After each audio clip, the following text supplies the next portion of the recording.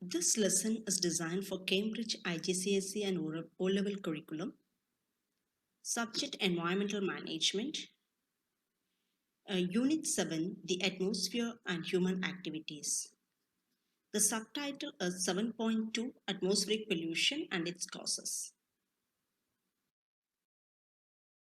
Learning objective is to investigate the causes of atmospheric pollution with reference to the smoke and enhanced greenhouse effect. By the end of the lesson, the learners will be able to analyze the impact of air pollution on environment and people. Let's go through some of the important terms in this topic. What is air pollution? Air pollution refers to the contamination of air irrespective of indoors and outdoors. Primary pollutants.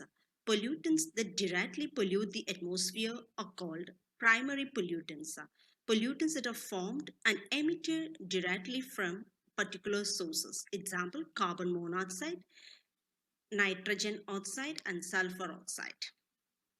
Secondary pollutants are pollutants that are formed in the lower atmosphere by chemical reactions. Or you can say the primary pollutants undergo chemical reactions that resulting compounds are called secondary pollutants. Example, ozone, photochemical smoke. A smoke is a combination. What is smoke? Smoke is a combination of smoke and fog which lowers visibility and gives poor quality.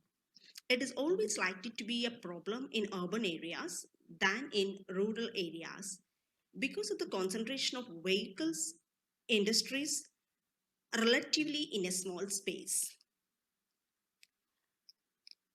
The next is temperature inversion. Under normal conditions, temperature decreases with increase of height 1 degree for 165 meter. That is called as the normal lapse rate. But on some occasions, the situation get reversed. That's the temperature increases with increase of height.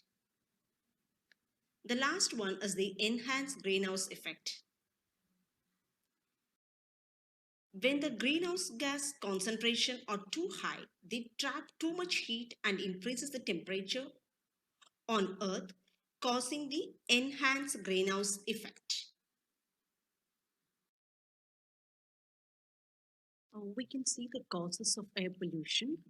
And number one is the burning of fossil fuels, and number two is agricultural activities. Number three is exhaust from factories and industries, and the number four is mining operations, and number five is deforestation, and number six is forest fires, and number seven is the natural process such as the volcanic eruptions and tornadoes. So, what are the sources of smoke? The sources of smoke are in the whole coal power generation stations, industrial emissions from volatile organic compounds, that is VOC, and vehicle emissions, the forest fires, pesticides, photochemical reactions, and temperature inversion. What is photochemical smoke? A photochemical smoke is produced when sunlight reacts with nitrogen oxides, at least one volatile organic compound in the atmosphere. Nitrogen oxides come from car exhaust, coal power station, factory emissions, and VOCs are released from gasoline, paints, and many cleaning solvents. When the sunlight hits these chemicals, they form airborne particles and ground level ozone or smoke. Ozone that is formed usually in the atmosphere protects life from the sun's damaging ultraviolet rays. At ground level, however, ozone acts as an invisible air pollutant that is harmful to humans, animals, plants, and man made materials. The world's largest cities, Los Angeles and Mexico City, Asia, Delhi, and Beijing have same problems.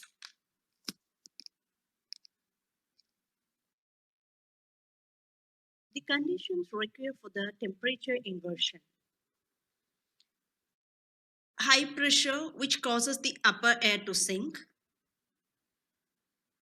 Cold air sinks into the valleys, settling below the layer of warm air and intensifying the inversion. During evening, when the land begins to cool, no longer radiates much heat, enabling air near the surface to cool faster than the air above, forming an inversion. And during winter months, nights are longest and the land does not absorb as much as heat from the winters.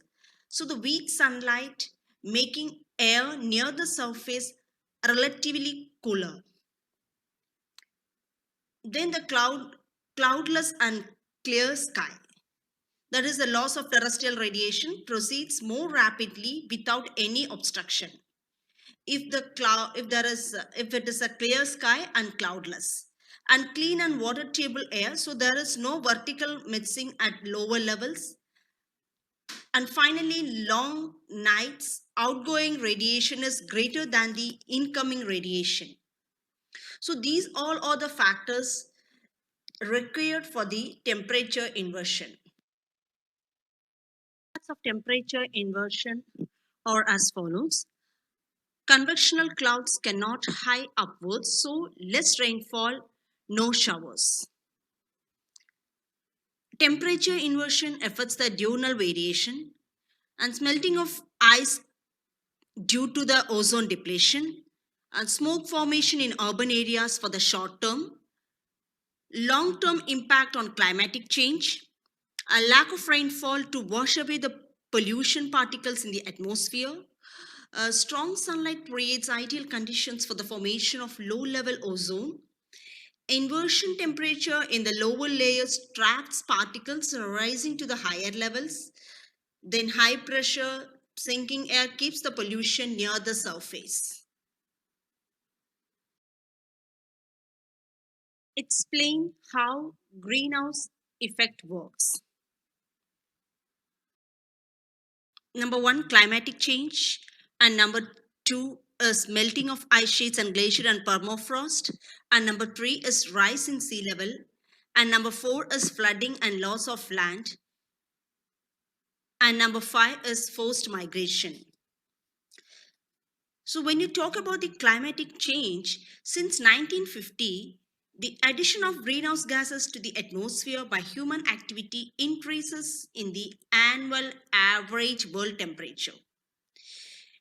It could result in more severe drought, more destructive winds, and violent storms. And even the warmer ocean will produce higher rainfall in wet areas with flooding more likely. So, when you talk about the melting of ice sheets, glacier, and permafrost, the evidence suggests that the Arctic has been more affected than the Antarctic. The Arctic Sea ice thinned and reduced in area, the melting of permafrost in the tundra zone because of the methane locked up in it. When you talk about the rise in sea level, waters from melting ice feeds rivers that flows to the sea, adding to its volume and causing sea level to rise. The increase has averaged just 3 millimeter a year since 1992. Next, we will see the flooding and loss of land. If the rise in the level continues, the low-lying areas of the world, such as the densely populated coastal areas of Bangladesh, Netherlands, and East USA, will be flooded. The next comes the forced migration. If sea level rises to flood the coastal areas, the inhabitants will be forced to flee. People from affected area by drought or river floods or unable to obtain water or food supplies. So they are forced to move to other areas. Let's try to answer some questions based on the content what we learned. Why atmospheric temperature are usually warmest near the ground surface? Answer. The sun heats the earth's surface, which in result heats the air which is in contact with the earth's surface. And the second one, temperature inversion increases atmospheric pollution in the city. Give reasons. So the pollutants from the city released in the atmosphere, inversion, warm layer stops air rising, so pollutants trapped can't escape or reflected back. When more pollutants are added over a time, accumulates. This leads to the increase in the atmospheric pollution in the city.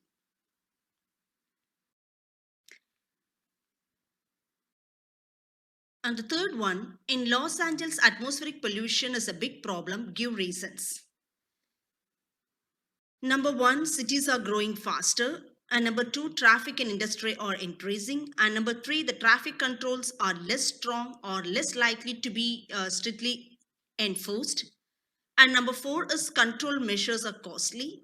And number five is massive private car ownership. The last one, high level of air pollution affect the health of the people. It causes breathing problems, cough, asthma, skin irritation, lung cancer, brain damage, eye irritation, tiredness, headache, etc.